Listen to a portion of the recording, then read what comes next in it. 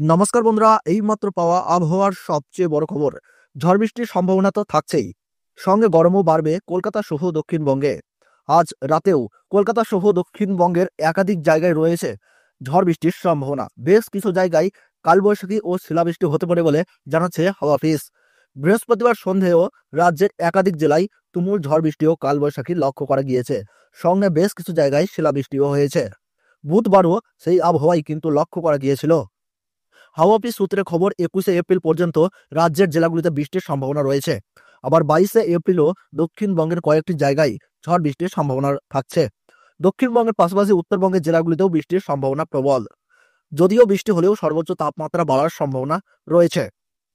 হাওয়া অফিস সূত্রে জানা যাচ্ছে, শুক্রবার থেকে রবিবার অবধি দক্ষিণবঙ্গের বিভিন্ন জেলায় বজ্রবিদ্যুৎ সহ ঝড় বৃষ্টির সম্ভাবনা থাকছে। বৃষ্টির সঙ্গে ঘন্টায় 40 থেকে 50 কিলোমিটার গতিবেগে দমকা হাওয়া বইতে পারে। হাওয়ার বেগ আবার সর্বোচ্চ হতে পারে 50 থেকে 60 কিলোমিটার প্রতি ঘন্টা। আবার কোনো কোনো জেলায় সর্বোচ্চ বেগ হতে পারে 70 কিলোমিটার পর্যন্ত। 21শে এপ্রিলও দক্ষিণবঙ্গের একাধিক জেলায় বৃষ্টির সম্ভাবনা রয়েছে। 23শে এপ্রিল অর্থাৎ মঙ্গলবার অবধি উত্তরবঙ্গের বিভিন্ন জেলায় রয়েছে ঝড় বৃষ্টির সম্ভাবনা। বৃষ্টির সঙ্গে বইতে পারে দমকা ঝোড়ো হাওয়া। হাওয়ার বেগ হতে পারে প্রতি ঘন্টায় 40 থেকে 50 কিলোমিটার।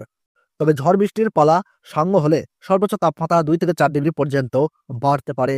এদিকে শুক্রবার শহরের সর্বোচ্চ তাপমাত্রা লক্ষ্য করা গিয়েছে 33 ডিগ্রি সেলসিয়াসের কাছাকাছি। সর্বনিম্ন তাপমাত্রা 22 ডিগ্রি সেলসিয়াসের কাছাকাছি।